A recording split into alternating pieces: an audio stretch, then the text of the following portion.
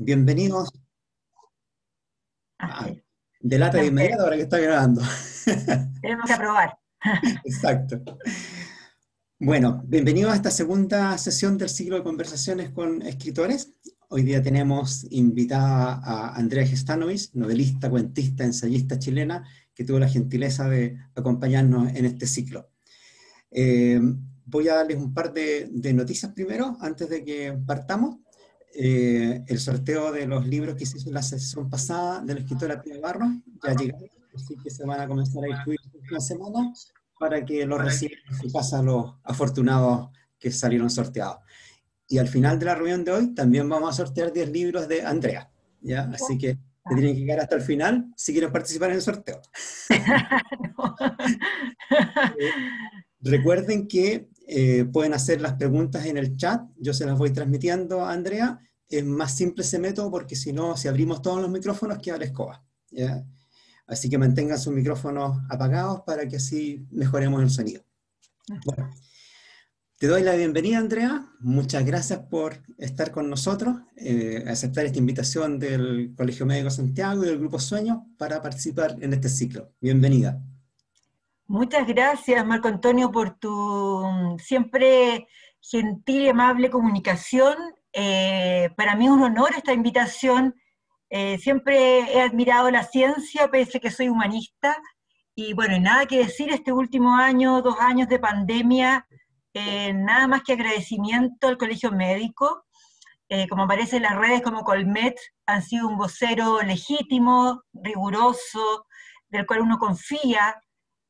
Así que, al revés, gracias a ustedes y por darse el tiempo. Me imagino que un año y medio intenso, que deben estar agotados, exhaustos, darse el tiempo un viernes en la tarde de querer sumarse a esta conversación.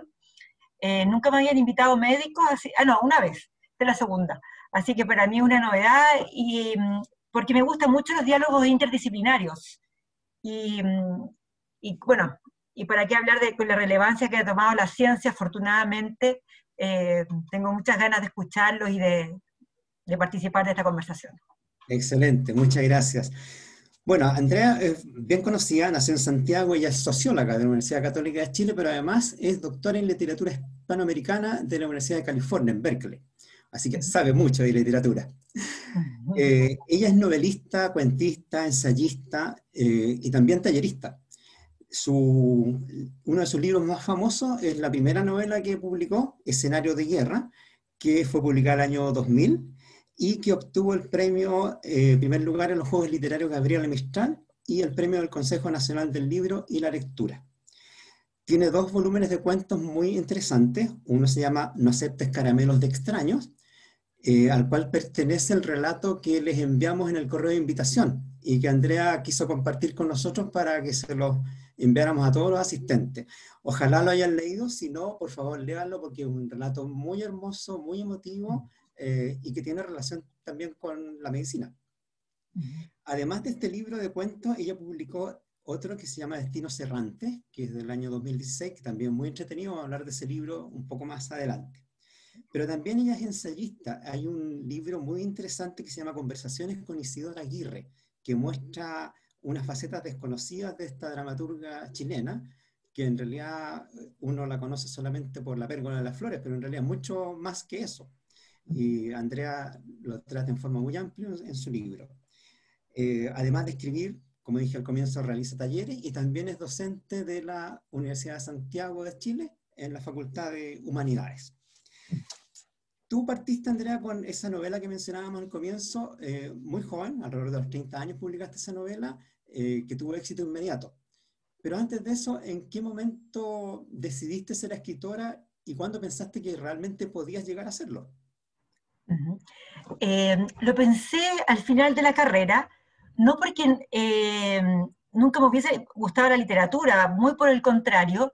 Yo no me di cuenta que estaba bastante asignada a ese destino, porque siempre me gustó mucho leer, y de tanto, tanto leer, o al menos de tener ese oficio, esa pasión, eh, uno inevitablemente se llega a preguntar qué pasaría conmigo al otro lado de la experiencia, no solamente como lectora, sino también como autora.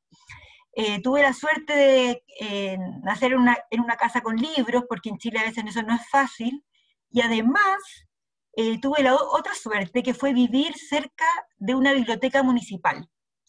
Esto es la época pre-Google, por ende las tareas escolares se hacían en las enciclopedias, seguramente más de algunos de ustedes, ¿verdad?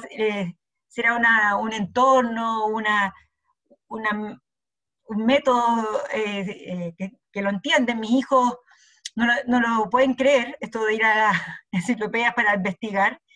Y bueno, en esta biblioteca, junto con los atlas y las enciclopedias, etcétera, había estante abierto, esta modalidad que uno va buscando los títulos, y yo me fasciné y me sentía, después descubrí el cuento de Borges, que habla de la biblioteca como infinita, ¿verdad?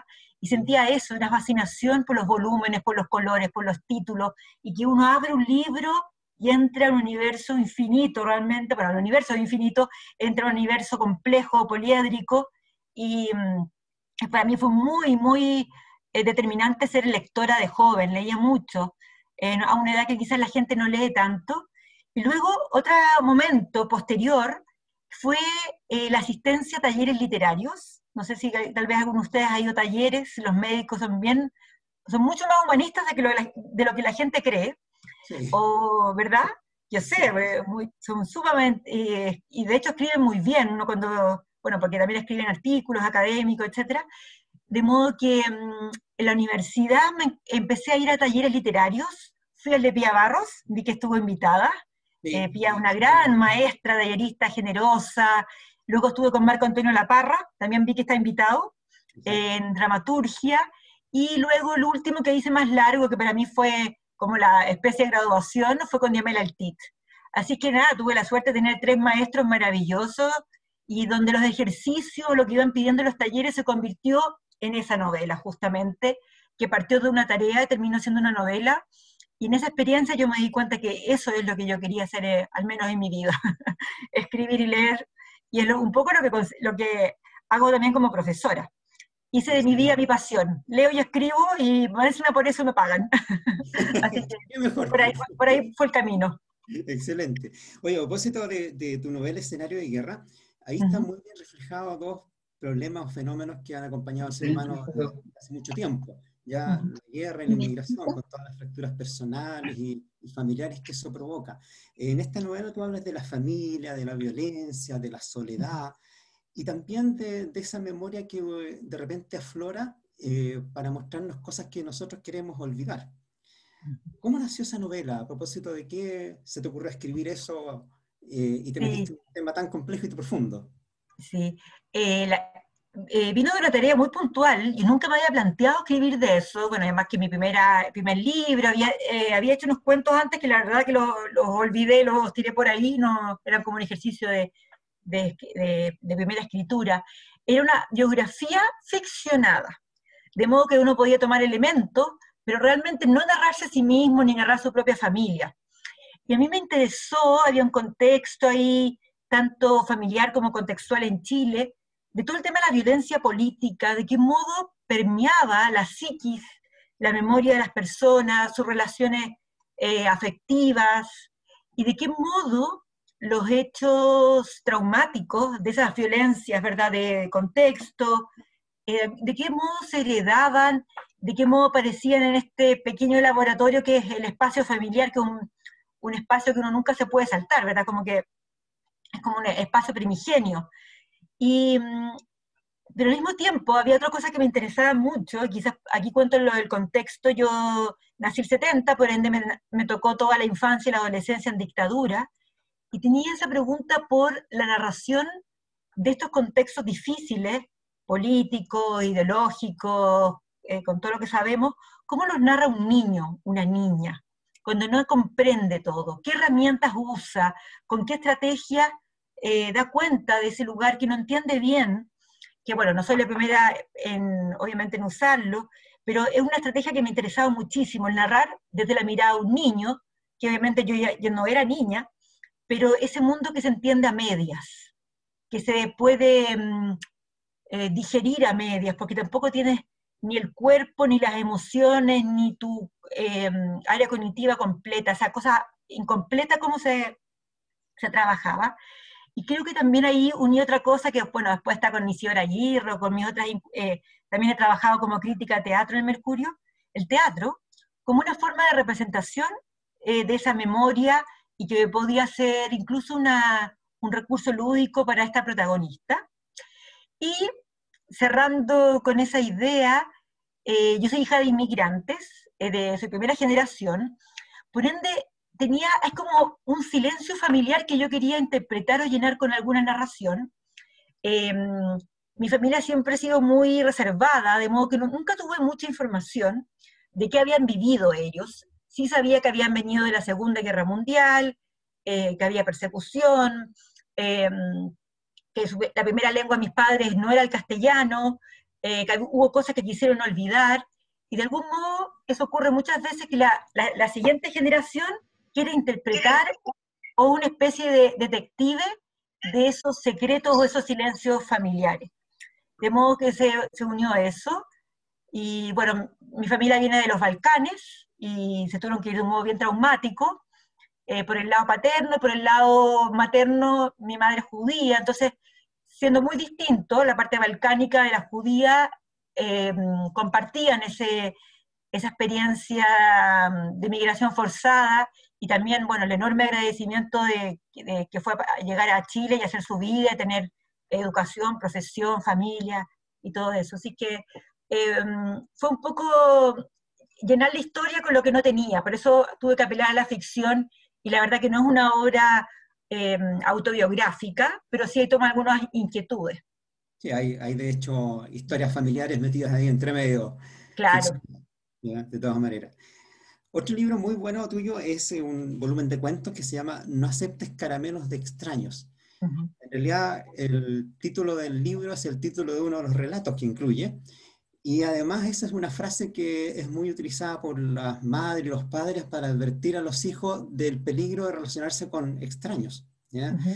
Y realmente este relato es muy impactante porque habla de una realidad muy dura que es la desaparición de niños. Ujú. Y yo quiero leerte una frase de ese cuento que a mí me gustó mucho. Dice, en Santiago desaparecen muchos niños cada día, doblan la esquina y no se les ve más, caminan a la escuela y nunca regresan, cruzan a la casa del vecino y se pierden en el trayecto. Debe existir un corredor de niños caminando en sentidos insospechados por la Alameda. ¿Hubo algún hecho particular que te llevó a escribir este relato? No, pero es un terror. Y creo que ahí también uno escribe mucho de sus miedos. Yo creo que todo ese libro tiene que ver mucho con miedos. Sí. Y el miedo a que la gente desaparezca cuando hay tanta información, todavía ocurre muchísimo. Y creo que es un miedo un poco atávico, casi de inconsciente colectivo, de que la gente desaparece y no deja huellas. Y también, por ejemplo, en ese relato está la imagen de los niños perdidos que se ponían en las cajas de leche. No sé si alguien lo recuerda, le tocó verlo. Era Sí, muy claro, sí. inquietante, ¿verdad? Porque no había internet. Hoy en día, de hecho, existen sitios de personas extraviadas en las redes sociales como con un fin, digamos, más de información, de alertar de un caso peligroso. Pero es curioso como todavía algo que no debería suceder y que está casi en el pleno del misterio. Hay niños, ¿verdad?, que son raptados y que nunca sus padres, pese a todos los esfuerzos, no los encuentran.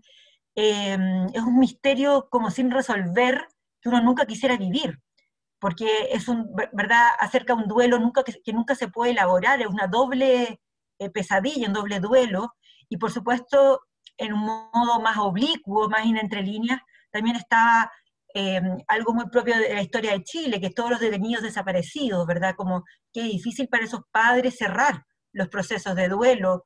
¿Cómo decir, ya hasta aquí busco? Es una cosa muy perturbadora.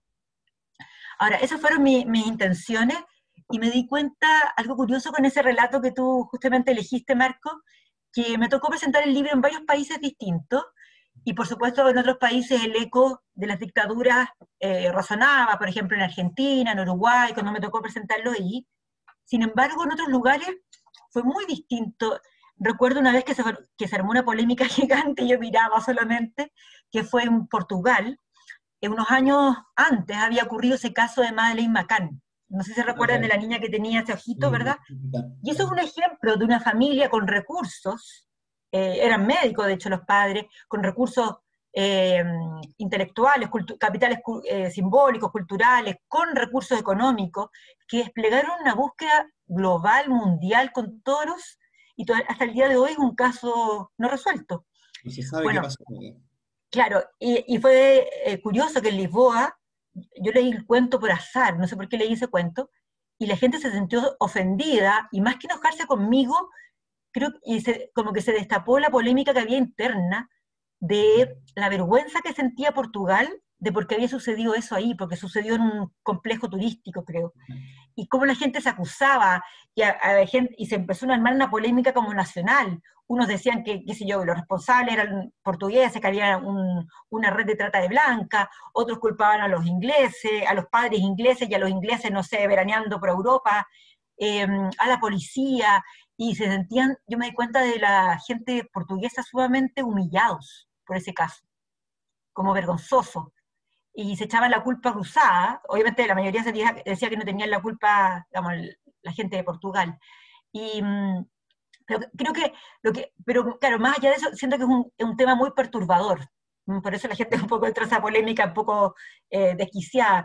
Y en otros lugares, como en Bolivia, algo que en Chile, afortunadamente creo, es más lejano, apareció mucho el tema de la trata de blancas, que espero que en Chile no sea algo tan común, y me imagino que en otros países puede ser mucho más común que en estos lados, ¿verdad? De modo que por razones bastante oscuras desaparecen los niños o las niñas, y es algo que Realmente tiene que ver con terrible. los miedos. Sí. Ahora, tú como socióloga, ¿consideras que la infancia en los tiempos actuales, no solamente a nivel de Chile, sino en el mundo, está suficientemente protegida o hemos abandonado a los niños como sociedad? Si uno ve el Sename, solamente con ese caso, qué difícil. Y sabes que, como también como socióloga y en mi campo más como investigadora, eh, porque escribí justamente Escenario de Guerra después de Los Caramelos, que es mi lado más de ficción, de autora, yo me he dedicado mucho a estudiar la historia de los niños en el mundo, no mucho, pero un poquito de la literatura, puede sonar un poco arrogante, perdón. Eh, He leído, ¿verdad? Lo que se llama la historia privada, una rama de la historia. Hay un libro muy impresionante de Philippe Allier, que es un filósofo, perdón, un historiador y filósofo francés, que hace la pequeña historia, desde cómo se usaban los cubiertos en tal época, las mesas, cómo la gente se bañaba, toda esa es una historia que de los hábitos podemos extrapolar una mirada más social. Bueno, él tiene en esa larga colección tiene un tomo dedicado a la infancia, y tenemos una idea un poco errada de la infancia. No es cierto que se ha tratado bien, siempre bien a los niños. Los niños han sido mano de obra gratis o barata. Eh, Está la picaresca, ¿verdad?, que muestra ahí a los niños trabajando por las calles en España en el siglo de oro. Los niños, por ejemplo, con las nociones de apego, que para ustedes, si son, no sé si alguno es pediatra o ginecólogo, todo el apego del siglo XX, XXI, es muy nuevo. Antes la gente que podía, de clase alta, primero existía la nodriza, o sea, la lactancia era muy mal vista, era como para la gente del pueblo. Luego, la gente con dinero, y esto está en la historia, luego en los hechos, la gente enviaba a los hijos a criarse con la servidumbre, y recién regresaban a los 13, 14 años cuando no eran animalitos. La idea de la tábula rasa, del niño pequeño como un animalito que hay que domesticar, esas eran las nociones de la infancia. Si miramos luego en Chile este libro este ensayo, ¿verdad?, de Sonia Montesinos, Madres y Guachos, o de Gabriel Salazar, Ser Guacho en Chile, eh, el tema de la filiación no reconocida, de los hijos que dan vergüenza, de los hijos que no se reconocen, de modo que yo en eso lo quiero problematizar, y por eso lo he hecho en mis libros. No es verdad que seamos tan consecuentes con el discurso sobre la infancia. Y de hecho el Estado, ¿cómo le ha fallado a los niños pobres, sobre todo los cuerpos de los niños pobres? Veía hace poco, no sé si alguien vio este documental, El Instante Eterno, de la vida de Sergio Larraín, este fotógrafo. Bueno, si lo pueden verlo, este gran fotógrafo chileno tiene una colección de fotografías por la que se hizo como conocido, que son los niños del Mapocho. y es casi un fotodocumentaje, no sé, como un reportaje, y claro, la pobreza de los niños abandonados debajo de los ríos, eh, y eso es algo que me interesa problematizar. Ahora en el siglo XXI quizás son redes de internet, de pornografía infantil, de maltrato, de modo que hay un ideal, un discurso, existen los derechos del niño. Yo misma tengo niños, 2 niños, y espero que hayan tenido, están por terminar sus infancias muy felices, pero no siempre es así. Y a veces no generamos ni siquiera las las mínimas condiciones de protección, algo que se hablaba tanto en pandemia, las políticas del cuidado. Si yo tengo una mamá mal, que no tiene dinero, mal pagada, que el padre no existe, si el Estado no la protege, también estamos ahí apostando en infancia precaria, traumatizada, de mucha violencia. De modo que para mí es un tema que lo pongo en la mesa porque me preocupa que también como ciudadana que hay que mejorar. Falta mucho todavía como sociedad con Y lo de respecto al todo Sename es una vergüenza nacional de todos los gobiernos y es algo que en Chile tenemos que reparar, Ojalá algún importantísimo. día podamos cambiar eso.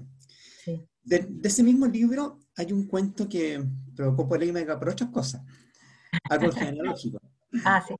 que trata de una relación incestuosa entre padre e hija. ¿Ya? Ujú. ¿Qué te llevó a escribir ese libro y meterte en ese tema tan complejo y sensible? Sí, sí, claro. Eh, es justamente para una inquietud casi cívica, política, la literatura te permite entrar de otro modo. ¿Y qué pasó? Eh, creo que lo escribí en un verano que me tuve que quedar en Santiago, no tenía nada, no tenía mucho, no tenía posibilidades de salir, y me tocó seguir el juicio de Spinac. De hecho, el relato tiene la cita literal de la defensa de Spinac. Sí, Y da una rabia esos casos, ¿verdad? Da una rabia el tema del abuso como legitimado, porque siempre son cuerpos con más poder sobre cuerpos con menos poder, más vulnerables. Y pensé, ¿cómo hago que alguien reaccione a través de la literatura frente a un tema así? Y claro, yo como, si yo fuera periodista tendría que escribir una nota en el modo legítimo que tiene que ser, ¿verdad? Como de denunciar este caso, de hablar de los adultos responsables, etcétera. Pero fui pensando que también todo el entorno estaba de algún modo eh, como roto, eh, descompuesto, y pensé en 2 cosas. Uno, poner un padre y una hija que no tienen nada de perversos, nada, nada, nada, y que ven que una serie de noticias donde las personas cometen actos en el mal, ¿verdad? En la dimensión del mal, salen impunes. También para mí es un cuento bastante sobre la impunidad de los poderosos, la impunidad en todos los sentidos, de modo que este padre y esta hija, que son personas normales, de clase media, baja quizá, dicen, bueno, yo veo todas las noticias y entiendo que en el orden social, si me pasa algo a mí, yo no voy a poder hacer nada.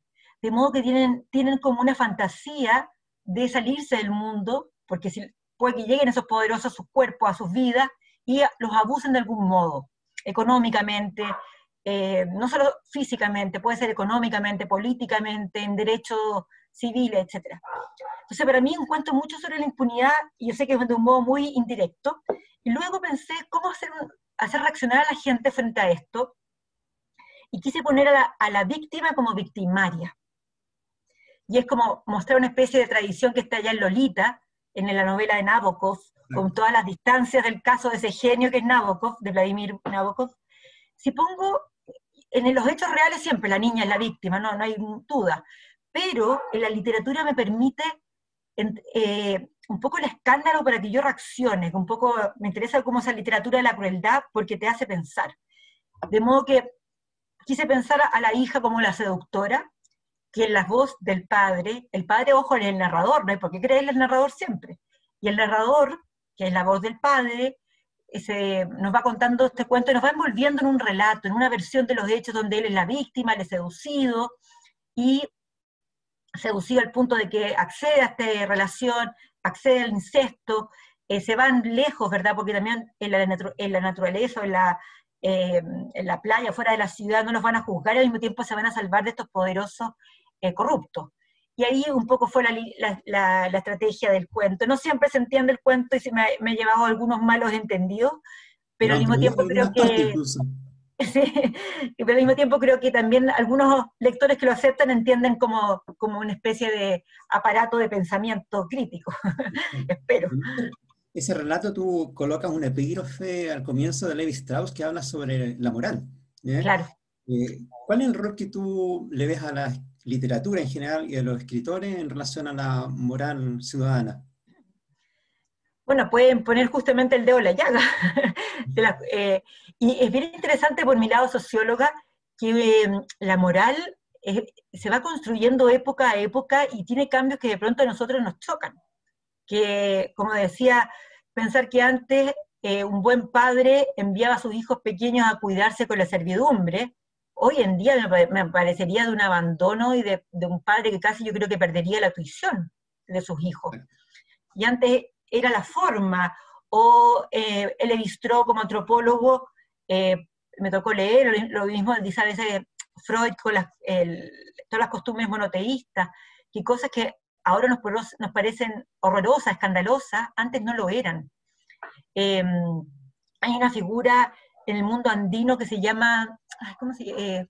No, es algo como el pongo, pero antes las clases altas, blancas, como latifundios, tenían un niño indígena al que se sentían con derecho de pegar, de desembocar su rabia, y es espantoso, pero antes era legitimado, yo lo encuentro, o sea, y cada vez esas categorías las vamos a ir, se van cambiando, y es difícil eh, esos umbrales del tiempo, pero creo que también tenemos la lucidez y más sentido de justicia, que muchas de las barbaridades que se cometían en el pasado eran barbaridades y que ahora hay que darles otro lugar. Pero por eso lo de Levi-Strauss, como que le hace bueno, varios de sus estudios, pero tiene un estudio de una cultura que las hijas son desvirgadas por los padres, cosa que nos parece horrorosa, ¿verdad? Hace muy, muy antigua. Entonces por eso lo cité. Bien. ¿Qué significa para ti, Andrea, ser escritora? Wow. A ver, desarrollar un pensamiento lento, y ahí yo admiro a los médicos y cómo debe ser urgenciólogo, reaccionar rápido, encontrar la solución rápida. Eh, Creo que en general los escritores tenemos la posibilidad por el oficio que practicamos a permitirnos el tiempo, a decantar el tiempo, a manejar el lenguaje, a irrumpir el lenguaje, a dar vuelta a los puntos de vista, como tú me has hecho con las preguntas muy desafiantes con los cuentos, ¿verdad? Tener perspectiva temporal y también poder jugar con las palabras porque eso no hace daño, es muy distinto a la realidad, mi injerencia en la realidad que mi injerencia en el arte, en el mundo artístico, en el lenguaje. Eh, yo también creo, no lo digo por lo que yo pueda escribir o no, que como lectora, la literatura, ser escritora también es como una especie de caja de resonancia de tu época. Creo que las grandes novelas han sido un poco eso, están ahí de algún modo las claves cifradas de una época que muchas veces el autor no es lúcido de ver, pero si leemos Los Miserables, o si leemos Juana Lucero en Chile, eh, no sé, obras de Donoso, de Meraltida, ahí están como condensados unos sentidos, unos latidos de las épocas, y ojalá uno pudiera entrar, yo como autora, mínimamente a ese cruce entre la biografía y la historia, lo social, lo colectivo y lo individual.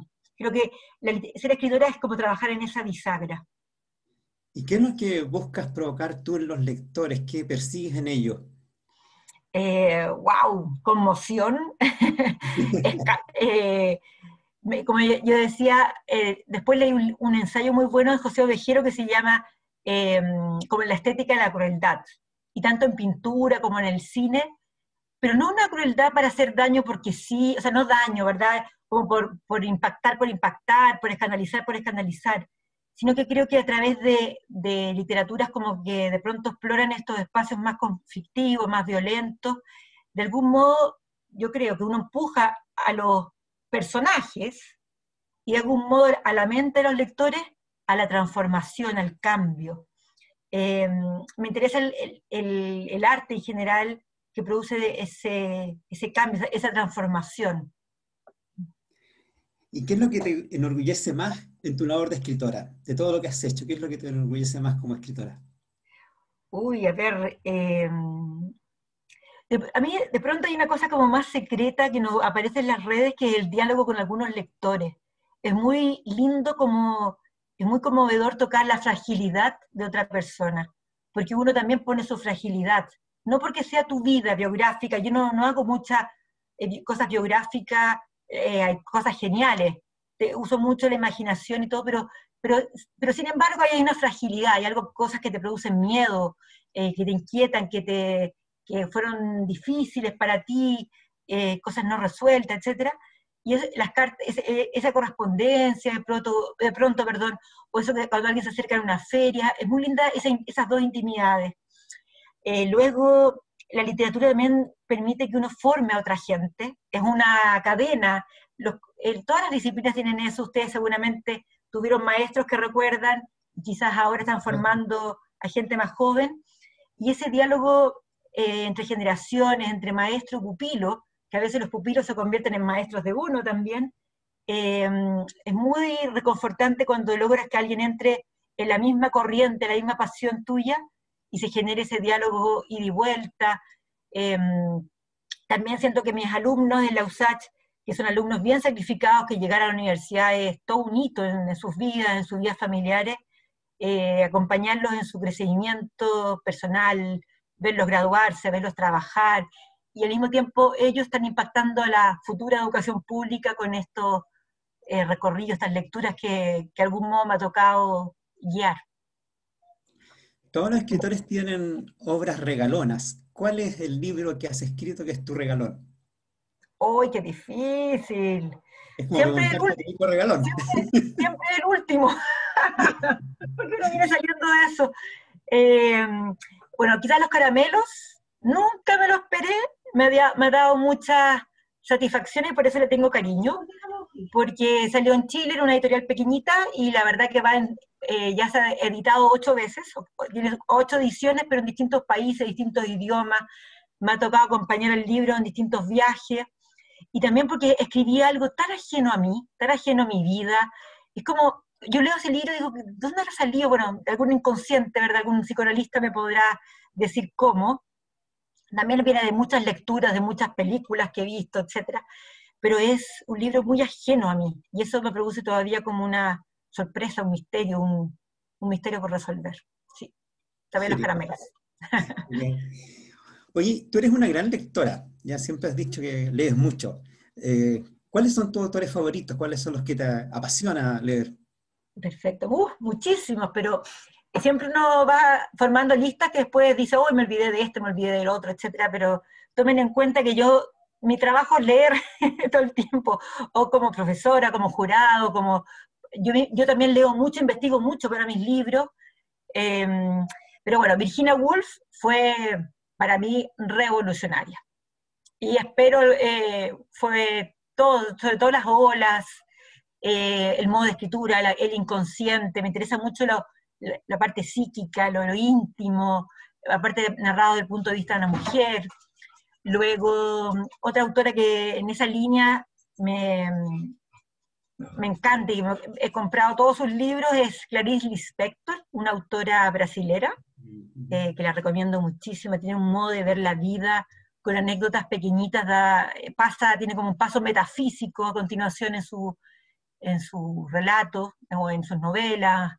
Eh, Otro que me gusta mucho, que pareciera como en otra estética, Samuel Beckett, el dramaturgo, conocido por Esperando a Godot. El ¿Sí? absurdo es una corriente que me encanta. Algún día espero escribir en absurdo siglo XXI. Beckett, Ionesco, incluso en Chile Jorge Díaz. El absurdo, además que retrató también la época, la posguerra. Creo que fue la corriente literaria que mejor entendió las cuestiones de la humanidad en ese registro que parece como bueno, como de una broma, y está dando cuenta de ese vacío, ¿verdad?, existencial. Uy, tantos. ¿Hay Eh, algún autor que te haya cambiado tu forma de mirar el mundo después de haberlo leído? bueno, Beckett es uno, y después yo diría que hay muchos autores de Europa del Este o de los Balcanes, pienso en Thomas Bernhard, en Thomas Hanke, que veo más polémico hoy en día, eh, Milan Kundera en su época, La insoportable levedad del ser, yo dije, wow, me gustó mucho. Y en Chile yo diría que Carlos Droguet, con Patas de Perro. Eh, y así podría seguir, desde Donoso y Emel Altit, tantos autores. Y también hay uno que me encanta, bueno, hay un libro que me encanta, que le recomiendo siempre, El Gran Cuaderno de Agatha Christoph. Me sentí como muy en sintonía con esa, también una búsqueda como bastante de la crueldad y del vacío existencial, por ahí.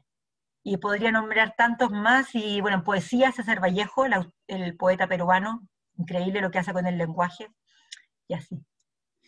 Oye, Andrea, ¿y hay algún escritor que a ti te haya gustado tanto que hayas en algún momento querido alcanzar la forma de escribir, la forma que ese escritor tiene de expresar el mundo a través de la literatura? Un poco, y a veces le intento copiar, ¿ah?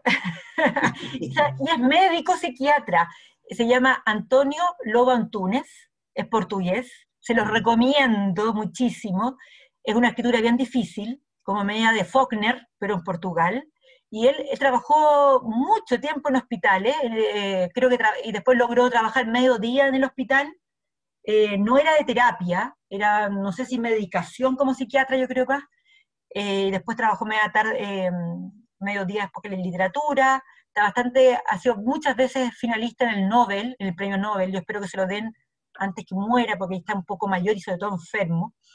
Sí, pero él tiene un fraseo, un uso de los paréntesis, de las voces, tiene algo de Virginia Woolf y de William Faulkner, pero en Portugal. Y tengo todos sus libros, no sé, deben ser 25 libros, me ocupa todo, dos, y muy voluminoso. Y es el último libro ya me cuesta más seguirlo, muy complejo, pero creo que yo he sido y reconozco un poco imitadora de algún modo de su escritura. Eh, Imitadora. Pero uno se contamina y hay muchas influencias que es parte del diálogo. Exacto. Aquí en este grupo, entre los asistentes, hay mucha gente que escribe, ¿ya? Y por lo Ajá, tanto, qué eh, bien. siempre le gusta saber cómo lo hacen los consagrados. Así que metámonos un poco en la cocina de la literatura. Perfecto. Cuéntanos, ¿cómo haces tú para escribir? ¿Cuál es tu rutina diaria? Ah, perfecto. A ver, primero tengo estos cuadernitos, justo te veo uno al lado, menos mal, Ah, cuadernos. Me gusta mucho escribir a mano. a Solo lo mano, hago, sí, pero tomo apuntes. No, no ya, escribo la novela o todo el libro cuento a mano, no. apuntes generales. Sí, pero seguramente ustedes deben saber más que yo por qué, pero siento que hay algo distinto, cerebral, de cuando se toma apuntes con la mano a cuando se toma en el computador. Por supuesto que todo el día uso computador y paso el limpio, doy mis clases y todo es computador, pero hay algo que todavía para mí tiene la artesanía del oficio y hay algo que funciona distinto en la mente. Principalmente digo algo, hay una forma de pensamiento que debe ser mano, cabeza, no sé. Ustedes deben tener la respuesta más que yo. De modo que yo lo dejaría porque de algún modo uno está combinando dos formas de pensamiento. El que es la escritura a mano, para mí Ujú. más como de los impresionistas, como de tomar apuntes, no es que tomar apuntes, empiezo a entrar en un tema y después lo paso en limpio y voy desarrollando más porque, bueno, en el computador es más fácil, uno borra, copia, cut and paste, todo eso. Pero tengo muchas apuntes, croquera, Moleskine, de todo, parto a mano, tomo apuntes de otras lecturas, subrayo muchos libros que no estoy leyendo. ¿Escribes mucho en tu cabeza? Sí, mucho, mucho, más que todos estamos tan ocupados, ¿verdad? Yo trabajo jornada completa en la universidad, entonces en el camino al metro, mientras a los chicos los llevo a deporte, o los llevo al médico, etcétera, también cuando eran más pequeños que el tema de la crianza involucra más tiempo. Luego, un segundo punto que me hago, aquí no sé si se va a poder mostrar la luz, pero tengo una biblioteca chiquitita acá al lado de mi ¿Ya? escritorio, y ahí empiezo a coleccionar libros que me sirven para ese libro. Por ejemplo, tú hablabas de Destinos Errantes, que el último libro que publiqué, el otro ya lo terminé, pero está en borrador, pero tengo algo de eso, hago una bibliografía de ese libro.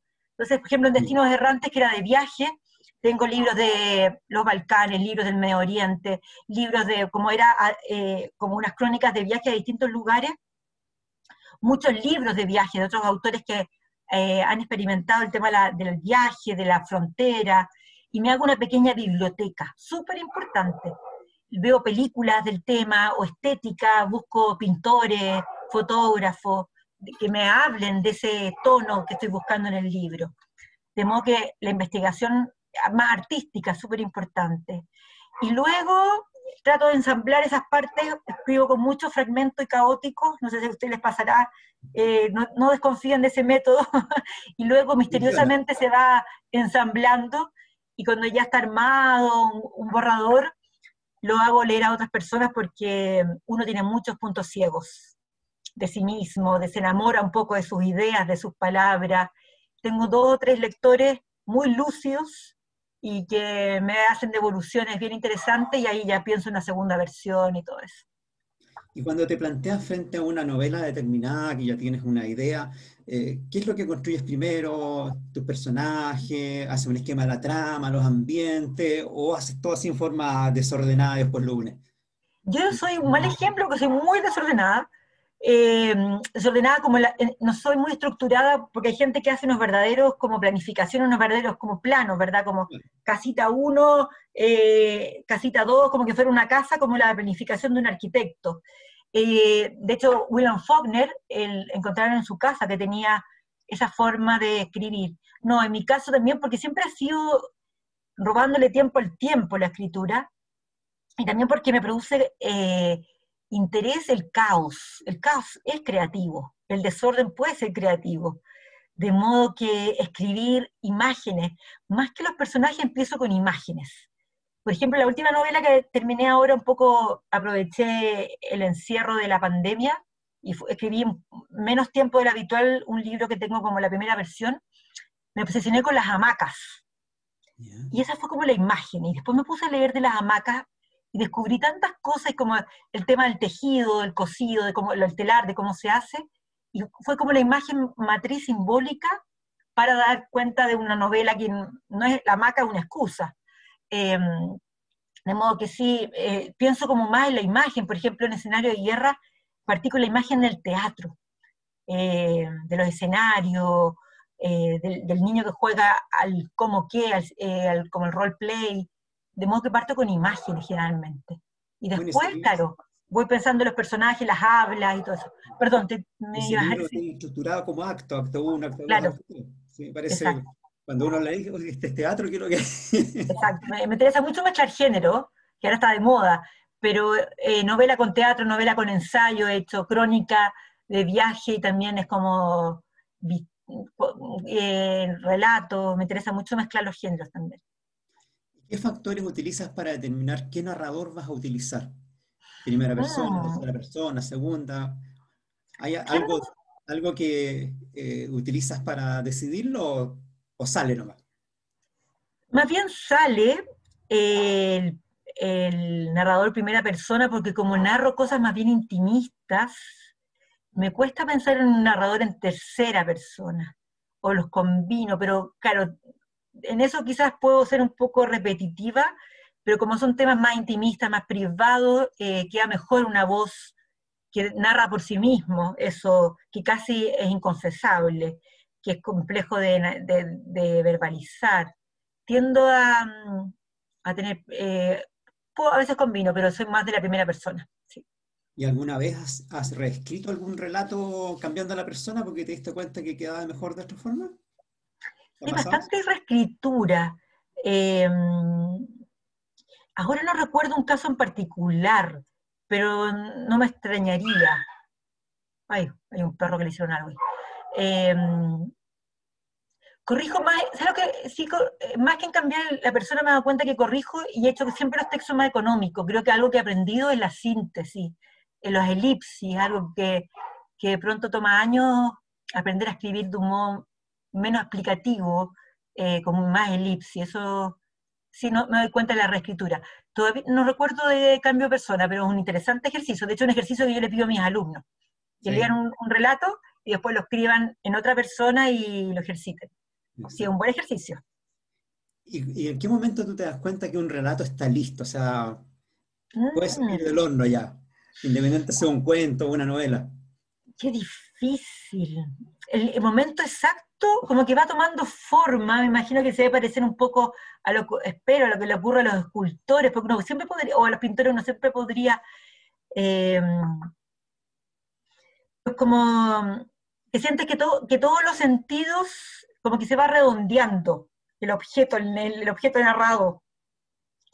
Eh, y va tomando una autonomía tal que es como ajeno a ti, vas tomando distancia, es como una cosa media sensorial, quizá lo que estoy describiendo, pero empieza como un barco a alejarse, como que fuera otro objeto, como que fuera de otra persona, cuando ya lo miras como, uno lo deja más libre.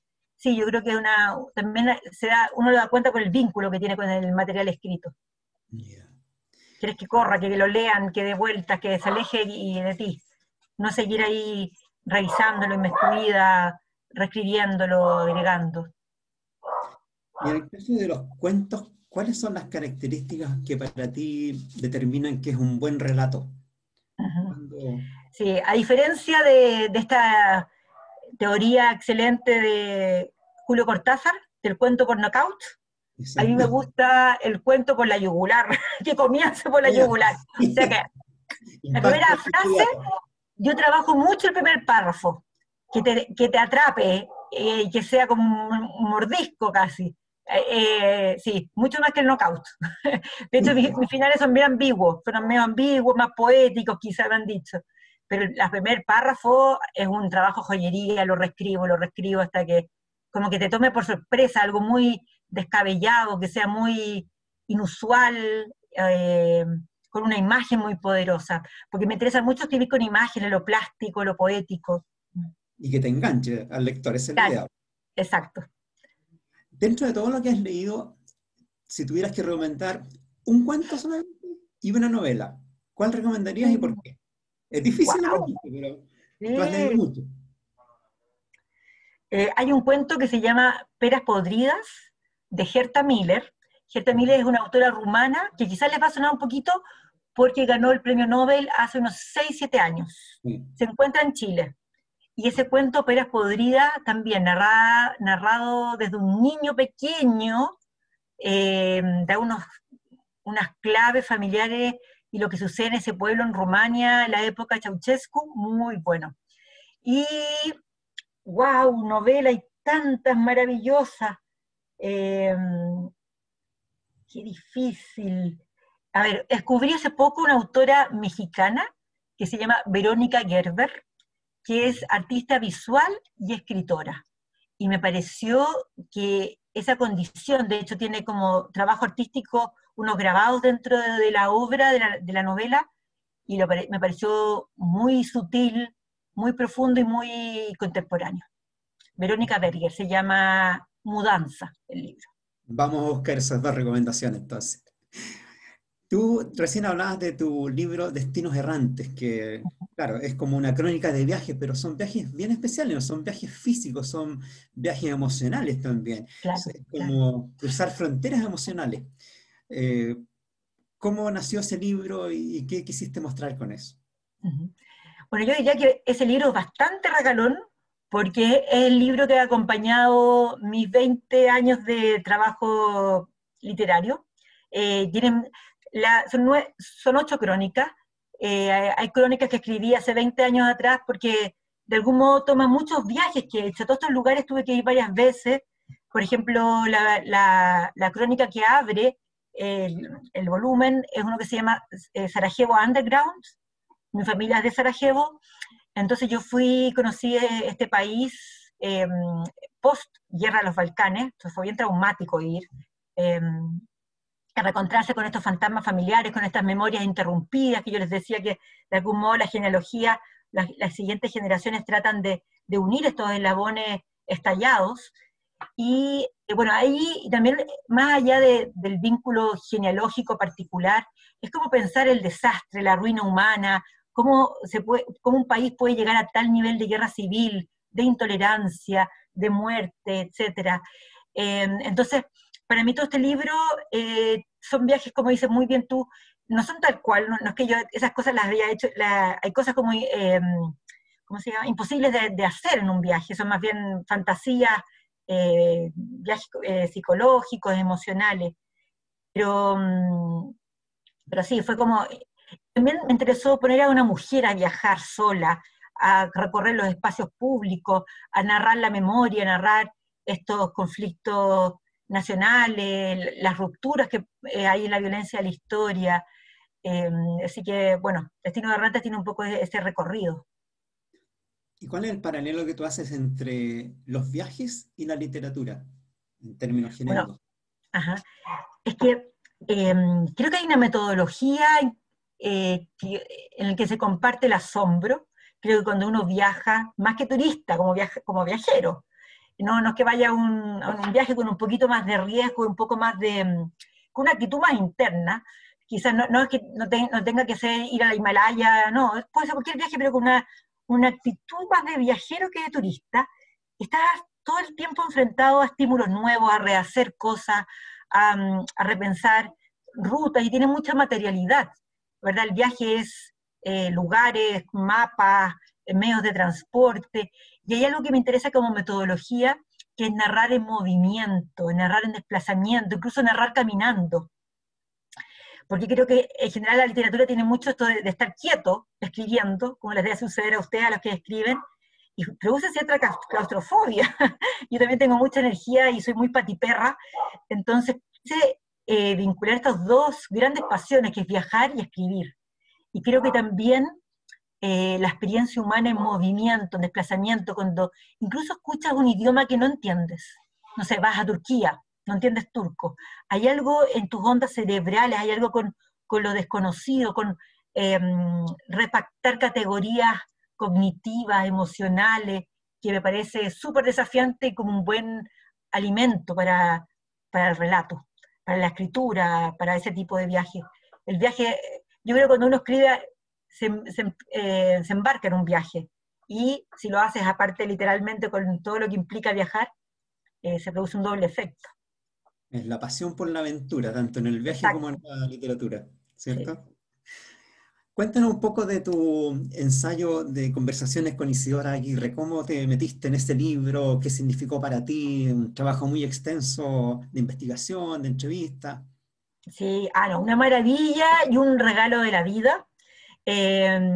Fue por azar un poco, o sea, yo pedí conocerla porque estaba en un proyecto de unos narradores con un dramaturgo, etcétera, y nada, la escuché por primera vez, fui a su casa, creo que tuvimos como buena química, porque a ella la visitaba mucha gente, y dije, wow, era muy buena para conversar, tenía un relato de sí misma muy interesante, muy atrapante, muy cautivadora y seductora. Y dije, wow, lo que esta mujer ha vivido, ha escrito, ha hecho en su vida es impresionante. Y menos mal, la siguiente vez fui a visitarla y con grabadora. Y de ahí le dije, bueno, yo no estaba ni siquiera contratada a la universidad, había llegado hace poquito a Estados Unidos, tenía muy poca plataforma y todo, y le dije, bueno, tú has sido testigo del siglo XX, eh, nació en 1919, te tocó viajar, fuiste parte de grandes revoluciones de Latinoamérica y de Chile, has escrito 40 obras de teatro, 4 novelas, has estado, no sé, en Cuba cuando fue la Revolución Cubana, en el gobierno de Allende, en la dictadura, ha escrito obras que son parte del imaginario colectivo, ¿verdad? Lautaro, La Pérdida de las Flores y muchas otras. Has ido a entrevistar a tus personajes, etcétera. Todo eso dije, o sea, yo te voy por favor, permíteme grabar para guardar testimonio de esto y confía en mí. Le dije, no sé cómo, en qué va a parar, vamos a terminar, pero esto no va a quedar como en la nada. Y confió en mí y nos juntábamos toda la semana, por lo menos una tarde-noche, a grabarla, conversamos, yo fui leyendo todo su archivo, ella me fue entregando sus obras, me fue siendo experta en la misma obra de Isidora Aguirre, y cuando cumplió 90 años les hicimos un homenaje, yo ya había avanzado bastante, se publicó el libro, encontré un fondo, encontré una editorial, afortunadamente Conversaciones con Isidora Aguirre, ya va en la segunda edición ahora, salió hace poco, perdón, más eh, con más materiales en el libro, y fue fascinante, hicimos un montón de cosas juntas y con toda la diferencia de edad, pero una mujer de cabeza joven y como tenía 90 años, y era alucinante su forma de pensar, se llevaba muy bien con los nietos, era una mujer muy completa. Y después, no he terminado de trabajar con ella, es bien, bien bonito porque, bueno, falleció el 2011, y la familia me pidió hacerme cargo de su legado, de su archivo. Yo conocía bastante el archivo porque mientras la iba entrevistando y era muy ordenada, me iba pasando por la carpeta de la pérgola, listo. Yo la iba leyendo, todos los materiales, las fotos, las entrevistas, la crítica, y junto a un equipo postulamos a un fondo y eso nos permitió, es como un poco devolver la mano a todo, a ella, a la sociedad, armar este archivo Isidora Aguirre, en el que digitalizamos 20.000 documentos, eh, con materiales de la época, manuscritos, crítica, fotografía, diseño de escena, toda la gente que trabajó, porque ella fue parte como la época del oro del teatro chileno con los teatros universitarios, trabajó con Eugenio Guzmán, con Andrés Pérez, amiga de gente increíble, Pablo Neruda, tuvo como toda una riqueza cultural enorme.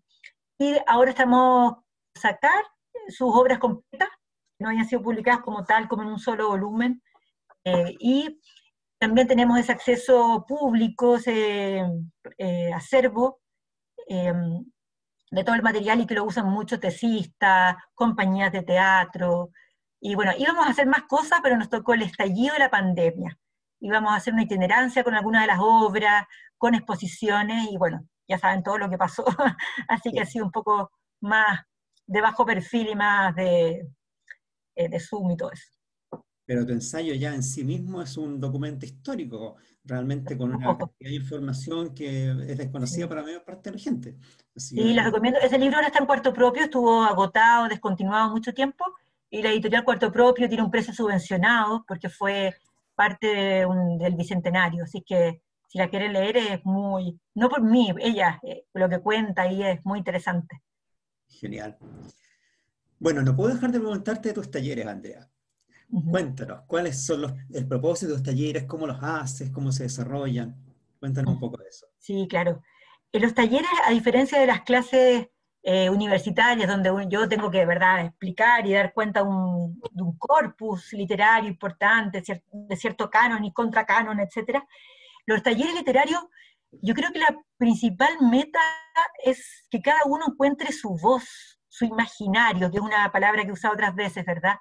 Porque todo está narrado. Lo importante es que uno encuentre su punto de vista lo más personal, lo más auténtico, y también una forma de decir, el lenguaje, cómo construyes tu universo, tu poética.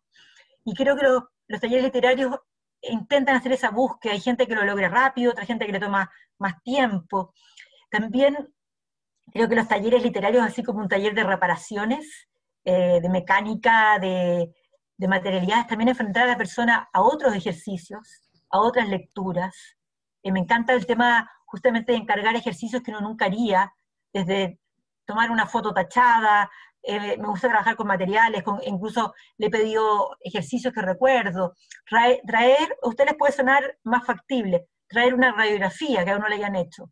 Las personas que no somos médicos, es una imagen muy lejana, pero inspirarse a partir de eso, o de un sueño, o del texto de otra persona, y en el fondo es como un camino a descubrir materiales o pulsiones que están ahí dando vueltas y que las puedes de algún modo encauzar y darle un giro creativo y propio. ¿Y cómo Así que se sí, puede acceder a tus talleres? eh, ahora he estado haciendo en el GAM, pero claro, con la pandemia esto se suspendió hace dos años, ¿no? Eh, Ahora me invitaron, yo soy profesora, ¿verdad?, de la USACH, pero me invitaron a ser profesora residente como tallerista en la Católica, en noviembre y diciembre, por si les interesa. Creo que ahí va a estar abierto a todo público. Y si no, me pueden buscar en las redes, que más que nada en el verano hay algunos talleres condensados, intensivos, eh, que espero retomar apenas nos podamos juntar. Me parece que soy más de pensar en los talleres vivenciales que por ¿Te Zoom. gusta mucho por Zoom? Ya encuentro que se presta más para ¿Puedes encontrarse, mirar si pero vaya al Germen? todo posible. Bueno, no sé si alguien quiere hacerle una pregunta a Andrea. que el chat no lo han utilizado para las preguntas, pero si alguien quiere hacer una pregunta, porque ya estamos llegando lamentablemente al final. Sí, además que sé que hay partido de fútbol, así que... Y con Brasil, nada menos. Con Brasil, no tenemos mucha opción ahí, lamentablemente.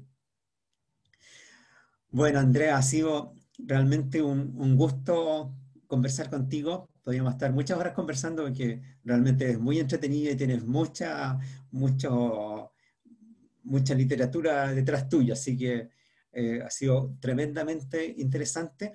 Espero que podamos encontrarnos nuevamente en otra actividad.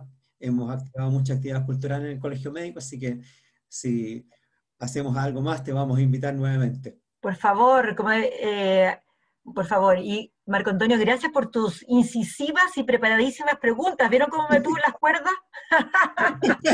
Muy preparado, Era la Marco. intención Yo le tenerte dije, bajo la ya vengo, cuerda. esto es como el ambiente de viernes de la tarde. No, te agradezco el profesionalismo y la dedicación y el cariño, el respeto, Marco Antonio, te pasaste, muchísimas gracias. Y a todos los que estuvieron acá hoy día, un viernes, doble mérito, porque siendo médico este año y decirles, médicos, personal de la salud, todo, enfermeras, TENS, gracias, gracias por lo que han hecho por toda la humanidad, por la ciencia, viva la ciencia. Estoy vacunadísima, si hay tercera opción, tercera, cuarta, y nada, qué importante que la ciencia, por algo quizás trágico, haya tomado este protagonismo, pero es el camino, el conocimiento, es el modo de encontrarnos y de encontrarnos mucho más allá de las divisiones, así que gracias por todo el trabajo, la dedicación que han hecho, yo los sigo, me informo con ustedes, les creo a ustedes, así es que Védicos, Colmet, todos, agradecí, como ciudadana, muchas gracias, de verdad, de corazón, ojalá que como sociedad les podamos retribuir un poquito todo lo que han hecho. Muchas gracias a ti, Andrea, pues.